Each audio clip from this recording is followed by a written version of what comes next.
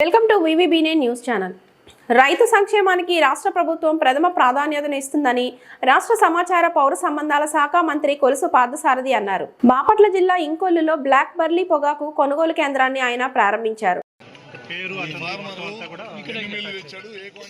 మన ప్రభుత్వ అధికారులకు వచ్చేటప్పటికి ఈ రాష్ట్రంలో కొన్ని లక్షల మంది ధాన్యం రైతులకి 1637 కోట్ల రూపాయలు ఎగ్గొట్టిందని ఎందుకంటున్నారంటే కేవలం 21 రోజులు మేము చెల్లించేస్తామని చెప్పేసి చెప్పిన ప్రభుత్వం 6 నెలలు కూడా అతీగతి లేని పరిస్థితుల్లో రైతులతో రాగానే రైతులకు సంబంధం లేదు. ఒక ప్రభుత్వం నిర్ణయం తీసుకుంది రైతుల్ని రాజకీయ కక్షలతో రాజకీయ కారణాలతో నష్టపడటం ఇది భావ్యం కాదని చెప్పేసి రాష్ట్ర ఆర్థిక పరిస్థితి ఇబ్బందిగా ఉన్నా కూడా ఒకే ఒక చెక్ తో మొత్తం 1637 కోట్లు చెల్లించిన ప్రభుత్వం ఈ ప్రభుత్వం చెప్పేసి నిలదీసేవాళ్ళ